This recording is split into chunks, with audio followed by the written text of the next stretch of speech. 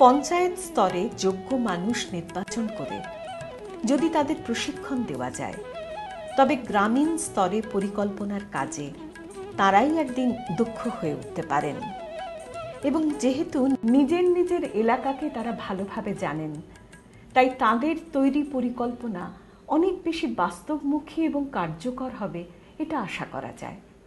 কিন্তু গ্রামীণ মানুষের এই যোগ্যতা অর্জনের জন্য কিছুটা সময়ের প্রয়োজন। ততদিন দায়িত্ব নিতে হবে প্রশাসনকেই, তাদেরই উদ্যোগী হতে হবে। তাদের বিশেষ নজর রাখতে হবে সরকারের পরিষেবা দানকারী সংস্থাগুলির দিকে। শিক্ষা, স্বাস্থ্য, পুষ্টি ইত্যাদি বিষয়গুলির পরিষেবা যথাযথ হচ্ছে কিনা তা নিয়মিত পর্যবেক্ষণ করা দরকার। যেমন কোথাও প্রাথমিক স্তরে শিক্ষার পরিষেবা দিতে গেলে সেখানে একটি স্কুল বাড়ি আছে কিনা, ছাত্র অনুপাতে শিক্ষক নিয়োগ যথাযথ হয়েছে কিনা, শিক্ষক যেভাবে পড়াচ্ছেন ছাত্রছাত্রীদের কাছে তা গ্রহণযোগ্য হচ্ছে কিনা ইত্যাদি বিষয়গুলি নিয়মিত দেখা দরকার। শুধুমাত্র একটি বিদ্যালয় স্থাপনেই পরিষেবার কাজ সম্পূর্ণ হয় না। এই পর্যবেক্ষণের ক্ষেত্রে তথ্য প্রযুক্তি এখন বড় ধরনের সহায়ক ভূমিকা নিতে পারে এবং কোথাও কোথাও এই সহায়তা নিয়ে কাজ হয়েছে। কিভাবে এ কাজ করা সম্ভব তার একটি দৃষ্টান্ত আমরা দেখে নিতে পারি।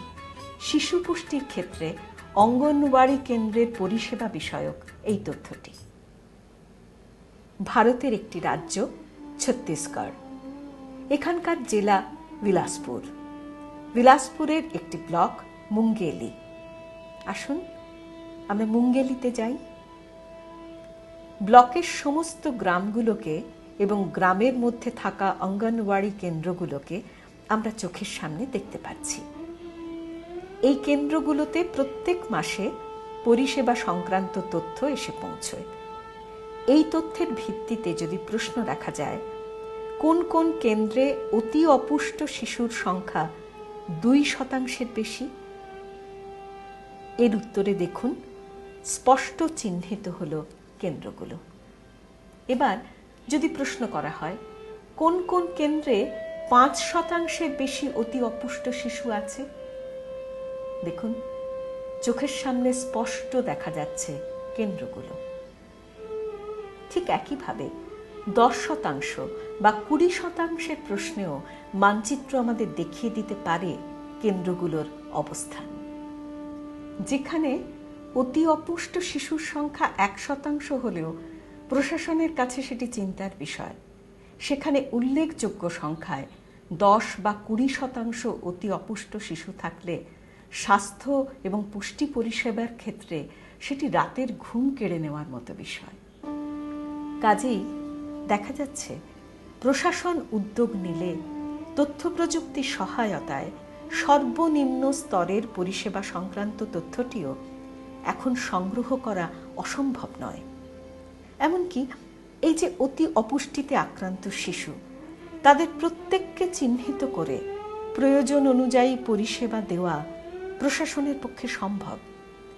মুঙ্গেলি ব্লকে এইভাবেই শিশুদের চিহ্নিত করে সেই অতি দরিদ্র পরিবারের মা বাবার 100 দিনের কাজের সংস্থান করা হচ্ছে। শুধু মুঙ্গেলিতে নয়, ছত্তিশগড়ের গোটা রাজ্য জুড়েই এই উদ্যোগ চলেছে। সুতরাং এই দেশেরই একটি রাজ্যে যা সম্ভব হয়েছে তা অন্যত্র অসম্ভবের পর্যায়ে থাকবে কেন? শুধু প্রয়োজন আমাদের সদিচ্ছা এবং আত্যন্তিক উদ্যোগের। পরিষেবার প্রয়োজনীয় কাঠামো, পরিষেবা দানের উপযুক্ত মানুষ এবং এ দুয়ের সমন্বয় যথাযথভাবে হচ্ছে কিনা তার পর্যবেক্ষণ। এই তিনের সমন্বয়েই আমরা খুঁজে নিতে পারি উত্তরণের পথ।